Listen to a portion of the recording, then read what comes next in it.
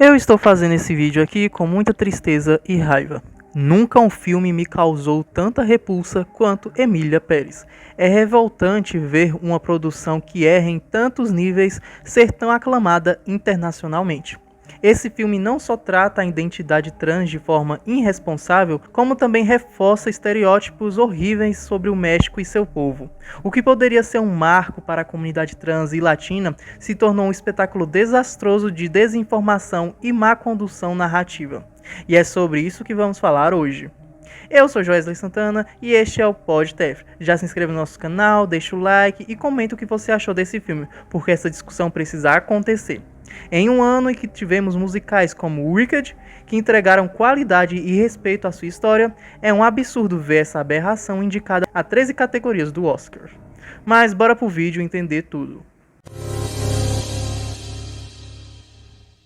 A crítica internacional tem aplaudido essa produção, mas isso apenas evidencia o quão distante Hollywood e o circuito europeu de festivais ainda estão longe de compreender a vivência trans e a realidade latina.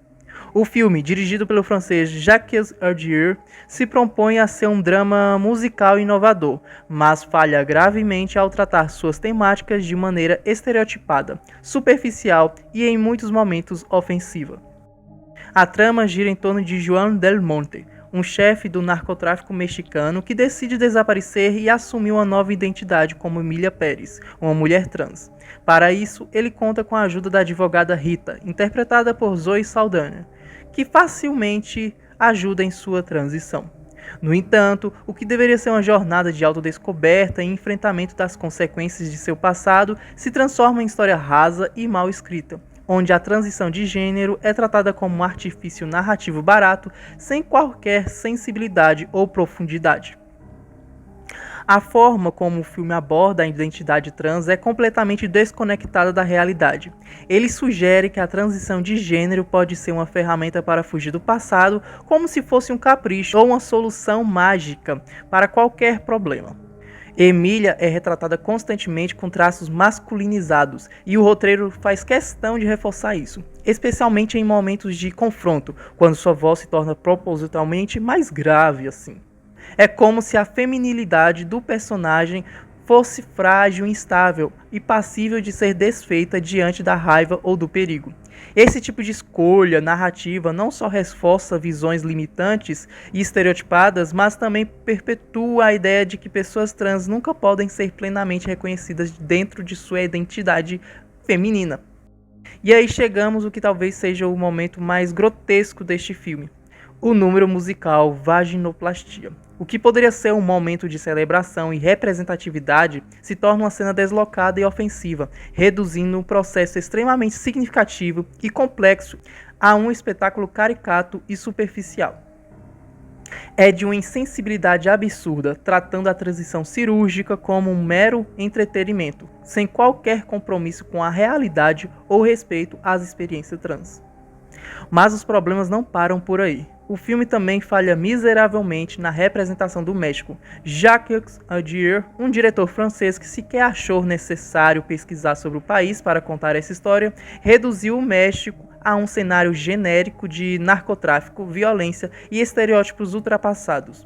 O elenco principal não conta com atores mexicanos, e a única atriz do país presente na produção, Adriana Paz, tem um papel secundário e sem destaque.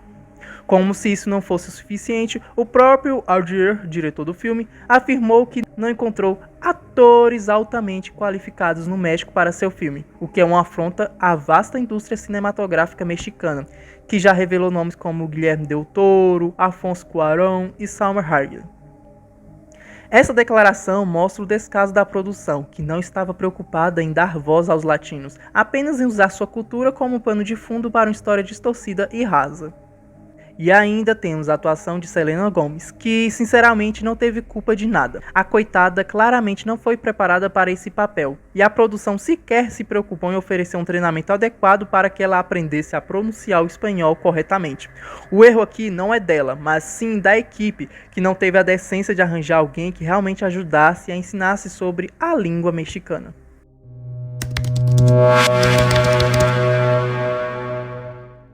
E se isso não fosse o suficiente, Audiard ainda teve a audácia de dizer que o espanhol é uma língua de pobre.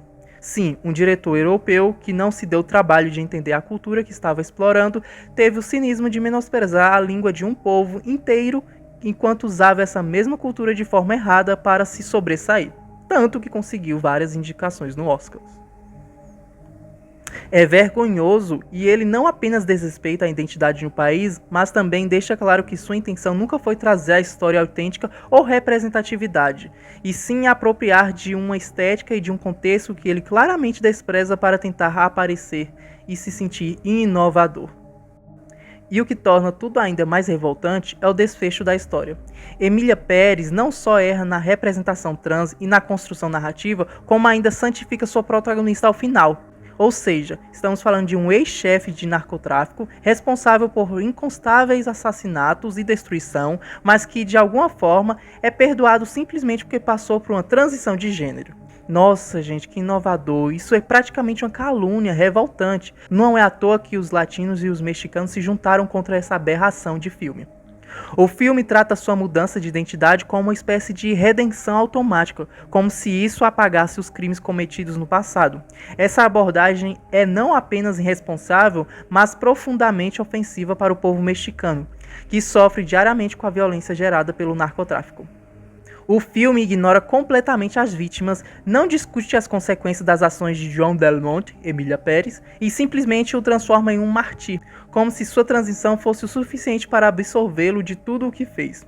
O que vemos aqui é uma representação equivocada e perigosa, que parece mais um esquete antiquada e sem graça sobre um homem que desaparece e reaparece vestido de mulher do que uma história que realmente busca explorar a complexidade da identidade trans.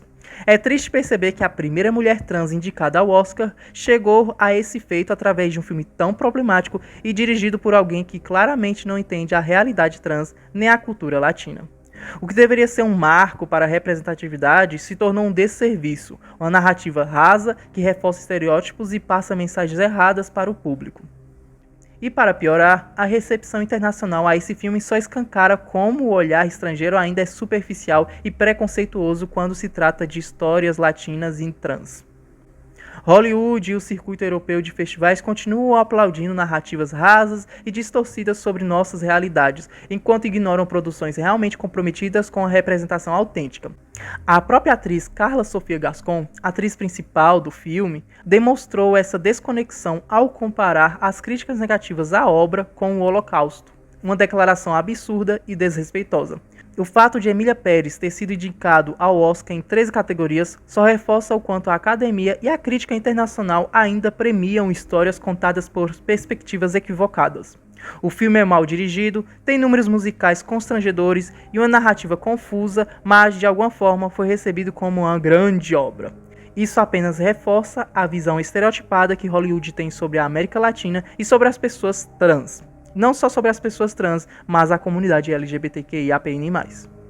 No fim das contas, Emília Pérez não é só um filme ruim, ele é um filme prejudicial. Ele apresenta uma visão distorcida da vivência trans, reforça estereótipos sobre o México e, o pior de tudo, trata a identidade de gênero como um artifício narrativo barato, desrespeitando tanto a comunidade trans quanto as vítimas do narcotráfico.